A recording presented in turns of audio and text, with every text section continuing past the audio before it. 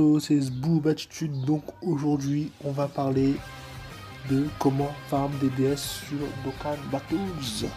Donc c'est simple, sur Dokkan Battles, vous gagnez une DS pour chaque quête. Bien sûr, il y a des quêtes qui sont un peu spéciaux parce que voilà, vous pouvez gagner plusieurs dans quelques quêtes. Je vais vous montrer après, enfin des quêtes, on va appeler ça des défis plutôt. Je vous montre ça après. Là déjà pour l'instant vous avez les quêtes. Les quêtes qui sont faciles, tout le monde peut les faire, même les débutants comme vous commencez vous pouvez les faire. Dans les quêtes vous avez en tout 27 zones. Majoritairement dans chaque zone vous avez 7 ou 8 missions. Et vous avez le niveau normal, hard, Z hard, jusqu'au niveau 19. Et au niveau 19 vous commencez avec le normal, le Z hard et le super. Et rien ne change, c'est une DS pour toutes les zones. Voilà. Et ça, tous les débutants peuvent le faire. Mais tout le monde peut les faire, quoi. Tout le monde peut les faire. Après, vous avez les événements, les histoires. C'est un moyen plus rapide à gagner des DS parce que dans les quêtes, vous aurez des ennemis à défoncer. Vous serez obligé de les défoncer pour avancer. Et dedans, là, en fait, vous pouvez direct aller vers le boss et le taper et former des DS vite. Là, vous avez plein d'événements. Ça, bien sûr, pas tout le monde peut le faire. Vous gagnez beaucoup de DS, mais pas tout le monde peut le faire. Les débutants qui viennent de commencer le jeu, vous pouvez pas faire plein d'extermination des héros parce que il faut une box large. Pareil pour contre-attaque sanglante, il faut une box large. C'est pas dans les deux cas, c'est la même chose. Les joueurs qui ont une box large peuvent le faire. Les joueurs qui débutent le jeu ne peuvent pas le faire. Voilà. Après le reste, tout le monde peut le faire, vous inquiétez pas, l'histoire est simple, c'est pas difficile. Comme je dis, vous gagnez une DS par chaque quête, sauf dans les événements histoire, vous pouvez gagner plus grâce aux missions. Si vous complétez toutes les missions, vous gagnez encore des DS en plus.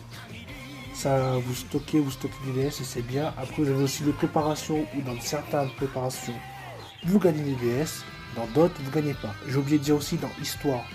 Les assauts, vous ne gagnez pas de DS. Si vous voulez le faire, vous pouvez le faire. Je ne vais pas vous dire pas le faire. Mais vous ne gagnez pas de DS. C'est un truc à ne pas faire. Je déconseille quoi. Sauf si vous voulez des persos pour la collection, faisez-les. Voilà. Après, vous avez les préparations, comme je le redis. Il y a certains trucs, vous gagnez des DS et certains trucs non. Là, dedans, vous gagnez des DS. Bien sûr, c'est une DS encore pour chaque truc. Là, c'est pareil. Tout est pareil. Une DS. Sauf pour médailles. Médailles, je me rappelle plus. Je vais m'enseigner plus dessus, mais médailles, je me rappelle plus. Après, vous avez les défis où les défis, vous gagnez des DS, mais ceux qui viennent de commencer le jeu, ça ne sert à rien. Ça ne sert à rien. Ça concerne pour ceux qui ont commencé le jeu un mois plus tard ou 2 mois plus tard, qui ont une box un peu large ou qui ont farmé des équipes gratuites pour pouvoir le faire. Là, c'est pareil, vous gagnez une DS aussi. Vous gagnez une DS à chaque truc, sauf ça, c'est une exception. Ça, bataille infernale contre les boss, il y a différents niveaux, différents paliers. Et à partir du palier 3 ou 4, non, palier 3 c'est 30 DS. Et à partir du 5, ça commence à être 35, 35, 35 à chaque fois. Donc là, c'est bien. Ça prend un peu de temps parce que les boss sont pas spécialement forts. Ils ont beaucoup de vie. C'est pas la même chose, ils ont énormément de vie. Et ben, c'est un mal pour un bien au final parce que vous gagnez 5, 10. En tout, vous faites 300 ou 400 DS en faisant tous les niveaux, quoi. En un instant, c'est incroyable. Après, vous avez ça aussi, mais ça, les débutants peuvent le faire. Il suffit de farmer seulement une team free-to-play. Vous le faites et voilà, quoi. Vous gagnez des DS aussi. Là aussi, Goku Rush, c'est pour une team assez expérimentée, ou plutôt des joueurs qui ont des box assez larges et qui ont des bons persos pour le faire, parce que dans Goku Rush vous gagnez des DS, mais aussi vous gagnez des tickets pour invoquer sur les portails de Goku Rush, etc. Vous pouvez gagner tous les Goku, je crois, tous les Goku jusqu'à présent, et les LR aussi, je crois, je suis pas sûr, ouais, les LR aussi sont dedans. Après vous avez les zones Z suprêmes aussi, c'est une DS, voilà.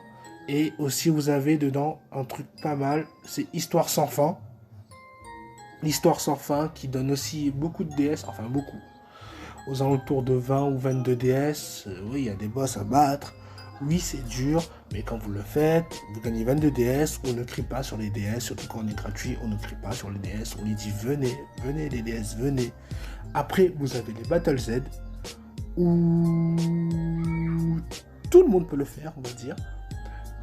Mais ceux qui viennent de commencer, franchement, ça va être très très dur pour vous. Voilà, ça va être très très dur. Moi, j'ai pas encore fini Zamasu, je vais le faire après. Voilà, vous avez des DS aussi à gagner, vous avez 30 niveaux. Enfin, dans Zone Suprême, il n'y a pas de limite de niveau, je crois. Mais pour gagner des DS, il y a 30 niveaux. Dans chaque niveau, vous gagnez une DS. Et quand vous avez fini les 30 niveaux, vous gagnez plus de DS. Vous pouvez le faire pour farmer des sphères potentielles, si vous voulez, mais ne croyez pas qu'après les niveaux 30, vous allez gagner encore des DS. Non, vous gagnez plus de DS. Voilà. Donc, la 30, vous faites facilement... là, il y a 60, 90, 120, 150, 180. Vous faites 180 DS facilement. 180. Ici, vous pouvez vous faire 500 DS.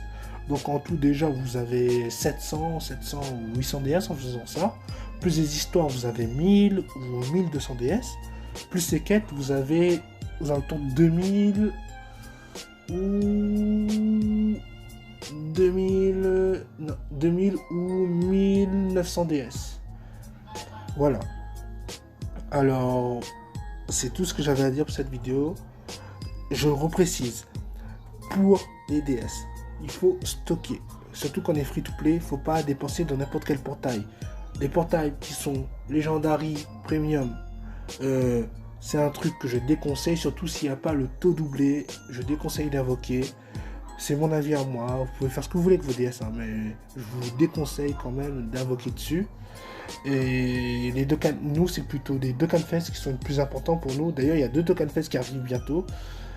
Ça sert pas à grand chose d'invoquer, claquer au moins pour le premier cycle en promotion qui va venir, après arrêter parce que les 2 Dokkan Fest sont pas intéressants. Voilà, je vais dire la vérité.